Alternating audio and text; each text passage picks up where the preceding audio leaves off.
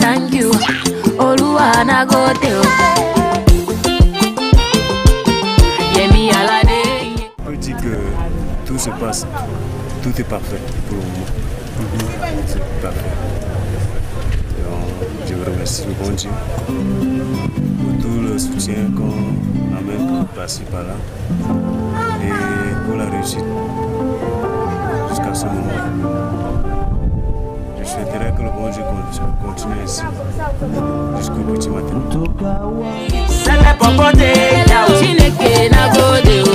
Person where hustle supposed to chop, he's supposed to pop, he's supposed to chill.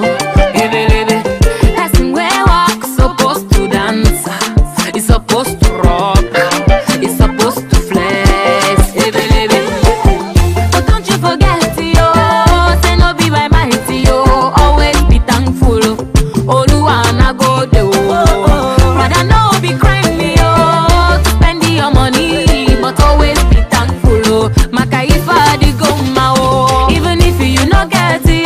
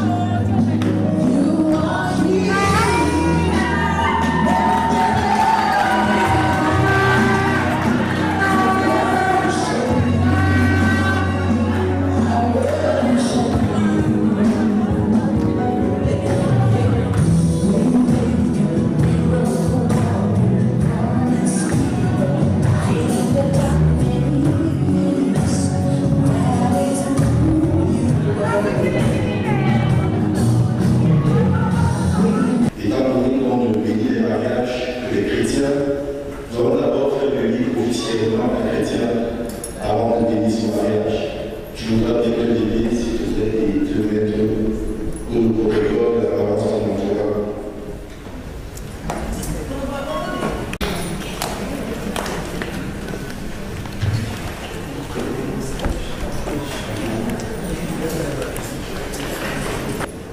Jésus-Christ, après sa mort et sa résurrection, s'était approché de ses disciples et leur dit: tout pouvoir m'a été donné sur la terre et dans le ciel. C'est pourquoi allez, faites de toutes les nations mes disciples, les baptisant au nom du Père, du Fils et du Saint-Esprit, et enseignez-leur à garder ce que je vous ai prescrit. Voici, je suis avec vous jusqu'à la fin du monde. Maintenant que tu as grandi, tu prends sur toi la responsabilité de ton engagement devant le Seigneur. C'est pourquoi nous allons te demander dans un premier temps, si effectivement tu es chrétien, de confesser la foi chrétienne en disant: Jésus-Christ est mon Seigneur et mon Sauveur. Jésus-Christ est mon Sauveur et mon Seigneur. Tu peux le dire plus fort.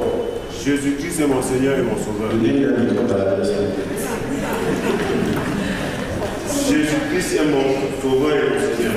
Jésus-Christ est ton Sauveur et ton Seigneur. Crois-tu en Dieu le Père qui a créé toutes choses, qui existe avant toutes choses et qui est éternel? Si c'est ce en quoi tu crois, dis oui, je le crois. Oui, je le crois. Crois-tu en Jésus-Christ, son Fils unique, notre Seigneur, qui est mort, qui est ressuscité? Crois-tu qu'il t'a racheté de tes péchés et que lui seul ouvre la porte du paradis? Si c'est ce que tu crois, dis oui, je le crois. Oui, je le crois. Crois-tu au Saint-Esprit, le Consolateur, qui défend ta cause, qui te donne la force de marcher dans ta sanctification? Si tel est ce que tu crois, dis oui, je le crois. Oui, je le crois. Puisque tu crois tout cela, promets-tu maintenant de lire et d'étudier avec soin la parole de Dieu, de fréquenter la Sainte Assemblée qu'est l'Église, de participer à la Sainte Seine, de rester attaché à l'alliance de ton baptême, d'être surtout, partout et toujours témoin de la grâce de Dieu qui est manifestée par Jésus-Christ, de laisser le Seigneur agir par toi et de laisser le Saint-Esprit conduire ta vie. Si tel est ce que tu promets, dis oui, je le promets que le Seigneur me vienne à l'aide. Tu lèves la main droite. Oui, je le promets que le Seigneur me vienne à l'aide. Merci. Prions. Dieu de grâce et de bonté, nous te disons infiniment merci pour Florian, que tu as attiré à toi selon que tu dis, il ne peut venir à toi si ce n'est toi qui l'attire. Il a été baptisé enfant et une fois qu'il est devenu grand, il a estimé juste que ses parents l'aient introduit dans la foi chrétienne et il veut maintenant prendre la plénitude de ses engagements, la plénitude de ses responsabilités. Dans ta grâce, ô Dieu miséricordieux compatissant, permets que nous soyons des instruments pour tes mains pour l'intégrer dans la communauté des saints. Je te confie dans la grâce de ton baptême, au nom du Père, du Fils et du Saint-Esprit. Marche avec le Seigneur jusqu'à la mort, il n'oubliera devant toi les portes de prospérité et de santé, de sa parole et de la bénédiction, t'accompagne dans les jours de ta vie, au nom du Père, du Fils et du Saint-Esprit. Amen. Témoin de la grâce que Dieu accorde au Dieu marié aujourd'hui, que le Seigneur nous manifeste sa présence et sa faveur, au nom du Père, du Fils et du Saint-Esprit. Amen. Béni soit pour cette immense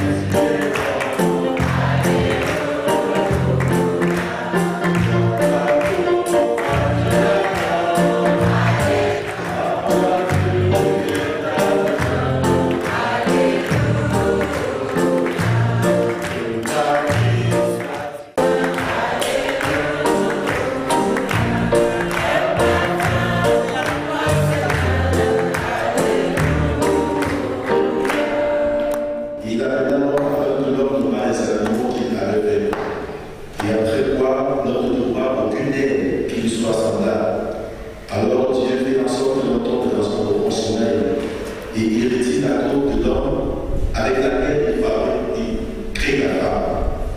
Lorsque l'homme se réveille et voit ces merveilleuses créatures que Dieu avait faites, il déclare: voici cette fois celle qui est rose sur les eaux, chair de la chair. On l'appelle femme. C'est pourquoi l'homme quittera son père et sa mère, s'attachera à sa femme, les deux deviendront une seule chair. Voici le jour où cette parole biblique s'accomplit dans la vie de Florian et Diane. Le Seigneur lui-même est témoin de votre amour, lui qui vous a conduit, sera béni votre nom. Amen. Prions. Notre Seigneur et notre Dieu, tu es le Dieu de l'amour. Nous te disons merci parce que tu as ouvert nos yeux sur l'amour qui nous supporte mutuellement et tu as conduit ce projet de mariage jusqu'à ce qu'il aboutisse à ce jour. Nous sommes heureux, Dieu miséricordieux, compatissant d'être témoins de ta grâce que tu nous manifestes. Nous te supplions, ô Dieu, pour que dans ton amour, tu viennes toi-même, parce que nous sommes à ta maison, nous diriger par ton Esprit Saint et nous conduire à toutes choses par ton Esprit dans la justice et la vérité. Donne-nous que notre cœur soit totalement disposé à l'écoute de ta parole, et qu'aucune distraction ne vienne nous empêcher, Seigneur, de comprendre le message que tu veux nous transmettre. Tu es Dieu et il n'y en a point d'autre que toi. Manifeste ta grâce, Seigneur, pour nous te supplions, au nom précieux de Jésus-Christ, notre Seigneur. Amen. Et nous serons ce jour dans 1 Pierre, chapitre 3, du verset 1 au verset 7. Les mariés non convenus viendront faire la lecture de ces textes avant la prédication, mais pour les accompagner, nous demandons à la justice et les juges.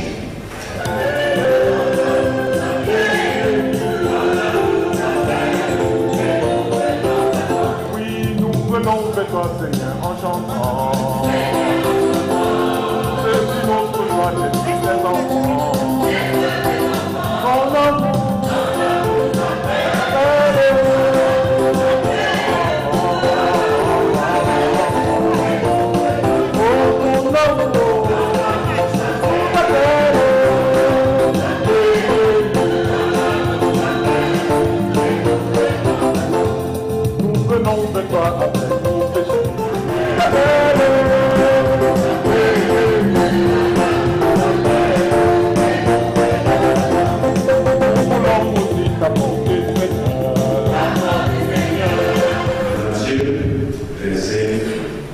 Verset 9 à 13. Il est écrit: alors le royaume des cieux sera semblable à 10 vierges qui, ayant pris leur lampe, allèrent à la porte de l'époux. 5 naturels étaient forts et 5 sages. Les forts, en prenant leur lampe, ne prirent point d'huile avec elle, mais les sages prirent avec leur lampe de l'huile dans des vases. Comme l'époux tardait, tout s'assoupit et s'endormit. Femmes, soyez de même soumises à vos maris, afin que,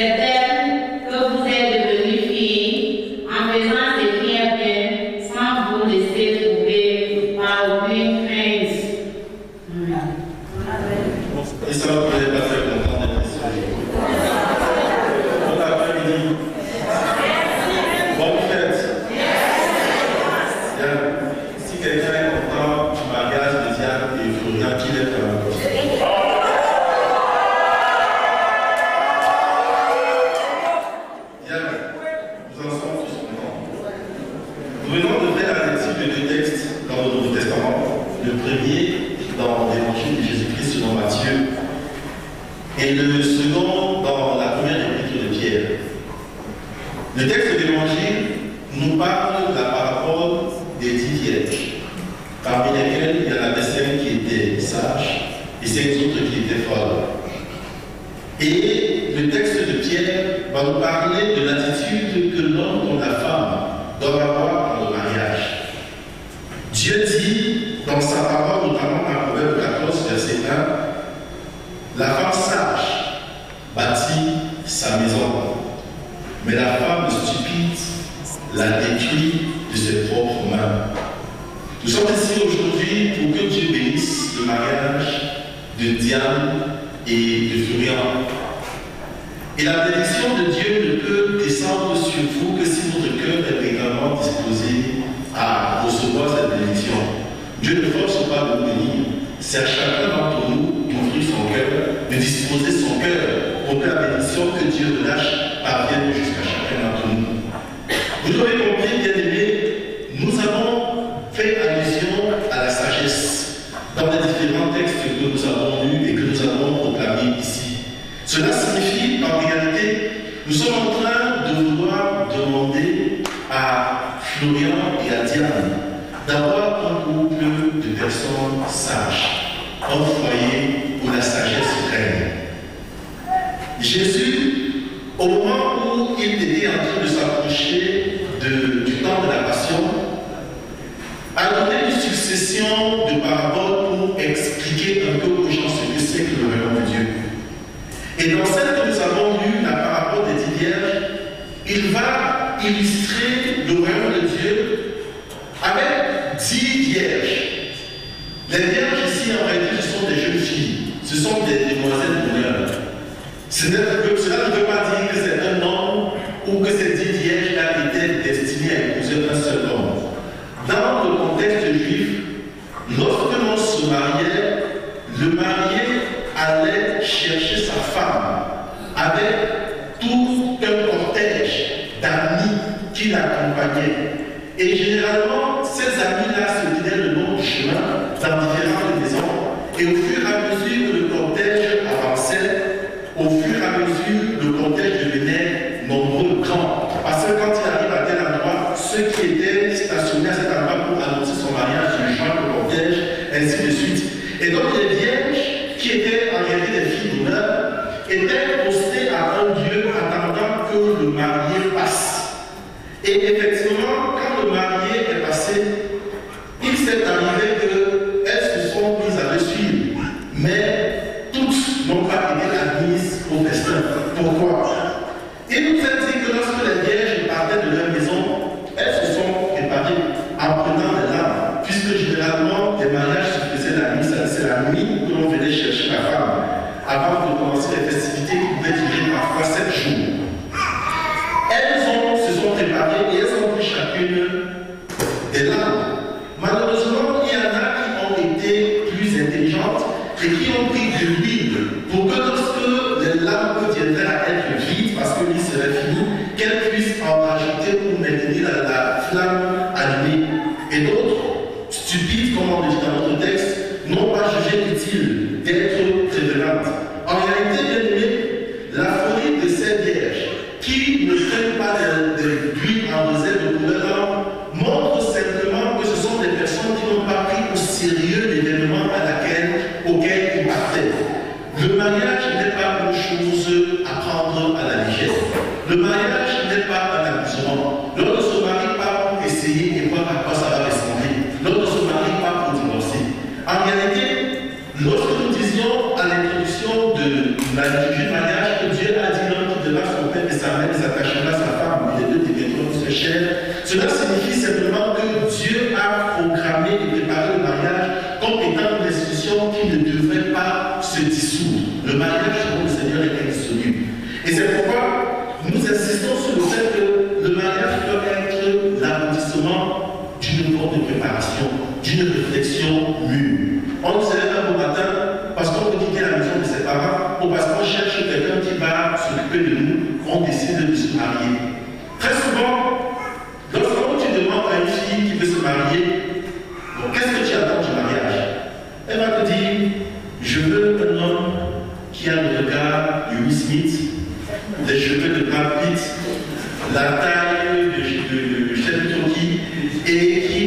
nouvelle voie, ainsi de suite.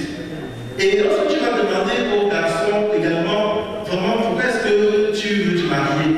Il va dire non, je veux une fille qui a la beauté de Shakira, qui a la poitrine de tel, de machin, parce que dans son image, il a l'idée d'une fille qui va être un peu comme sa poupée, son jouet, son instrument, et donc il faut que la fille soit à l'image de ce qu'il a dans la tête. Et très souvent, personne ne va te dire, moi je veux être ton mari, ma femme. Je veux être marié attentionné. Personne ne va te dire, moi je veux être une bonne femme pour mon mari. Je veux être une femme soumise.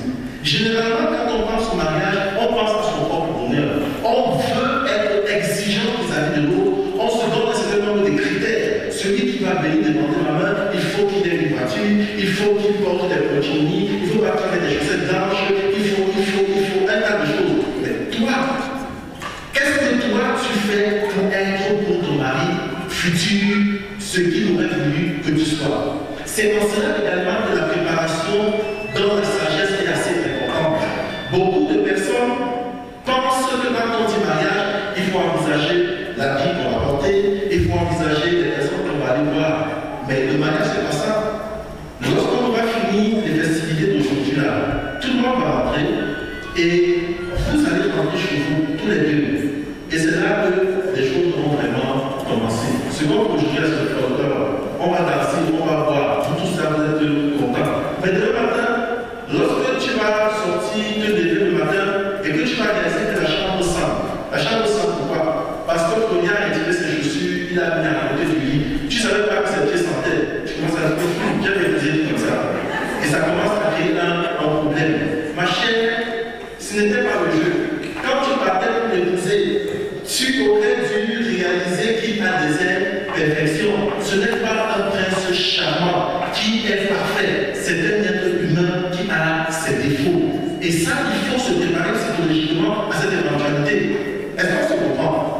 Il est important que nous n'envisagions pas la préparation du mariage seulement sur le plan physique ou sur le plan des exigences que nous avons vis-à-vis de celui qui va venir ou de celle qui viendra vers nous.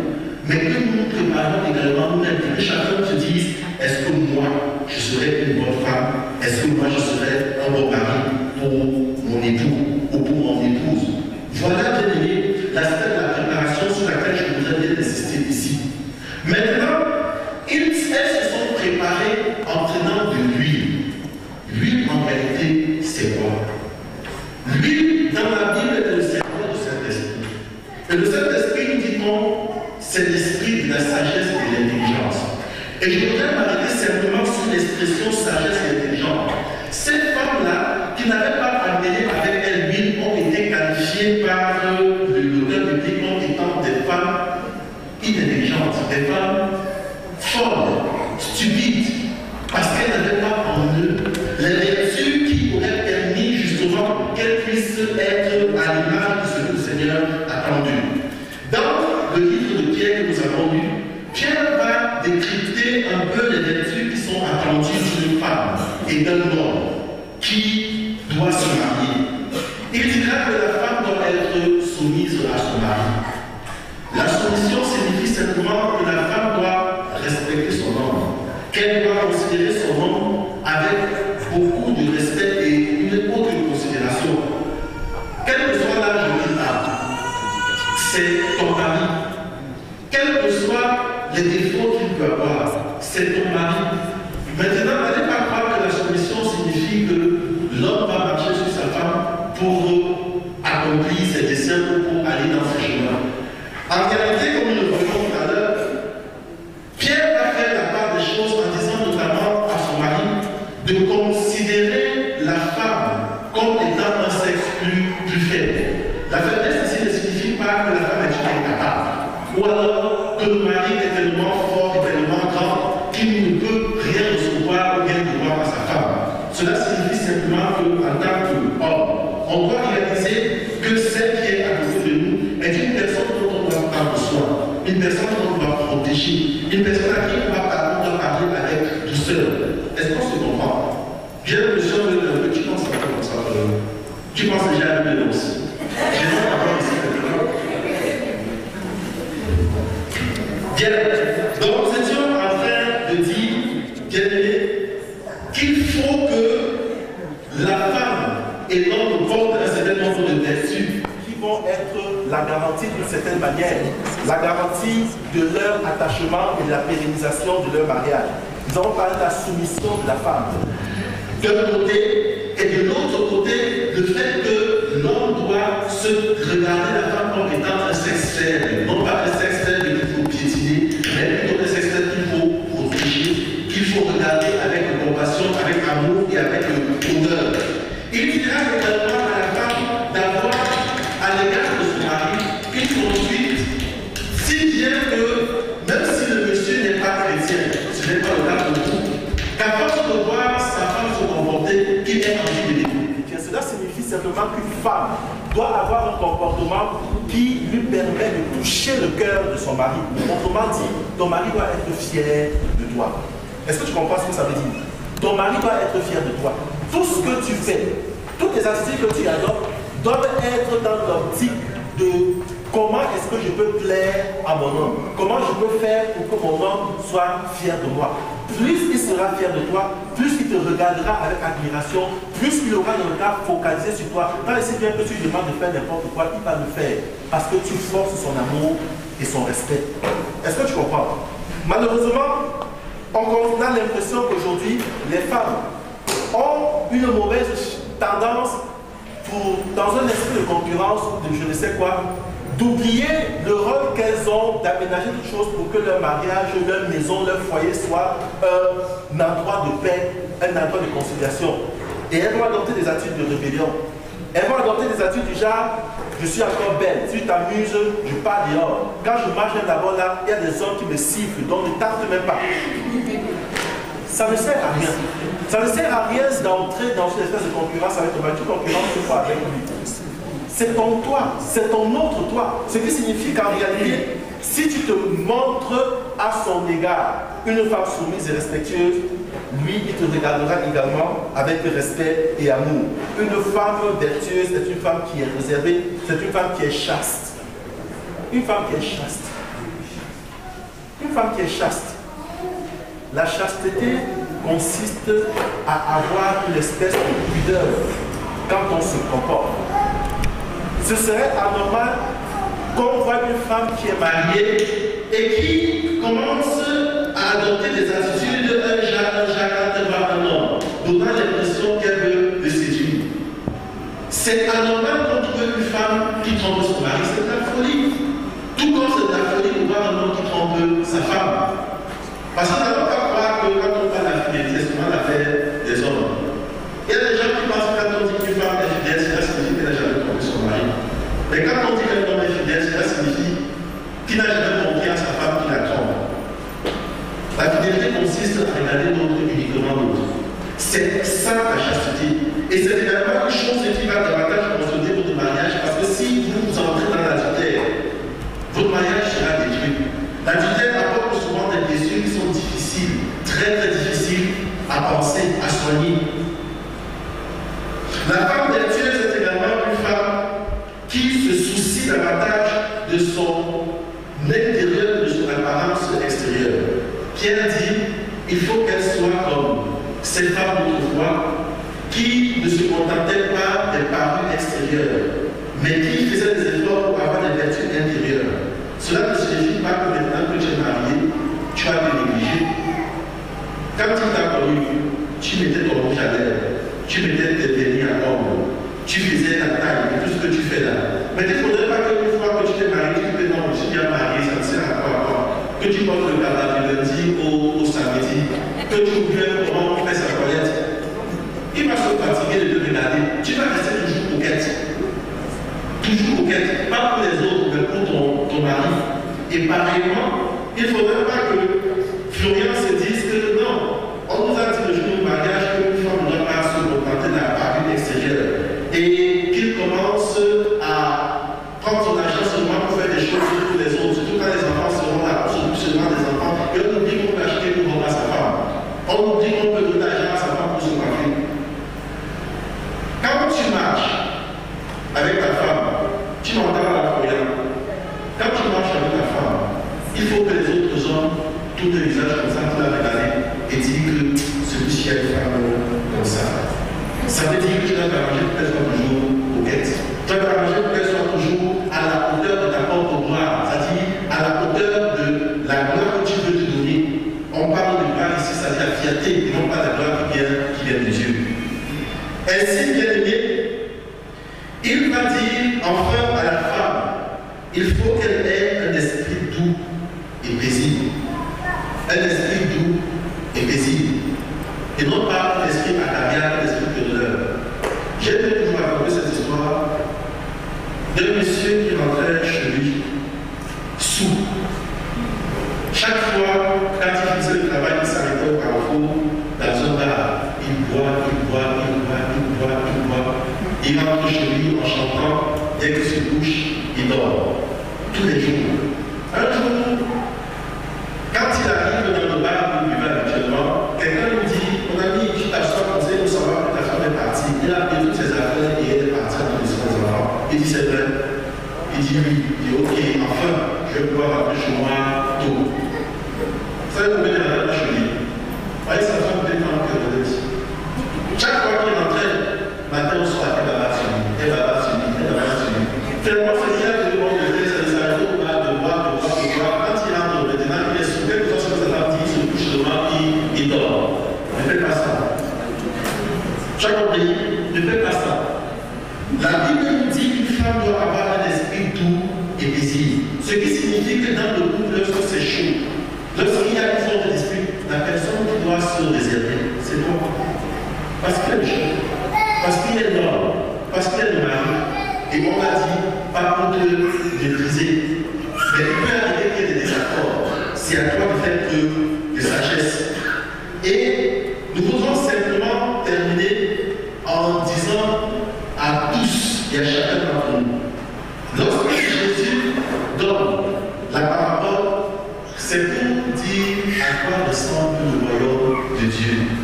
Et à la fin, il y a une tragédie qui va se passer. Les 10 filles vont se diviser parce que les unes étaient sages, les autres étaient forts. Les sages vont entrer le bondage et entrer dans la maison des noces. Les 10 laisses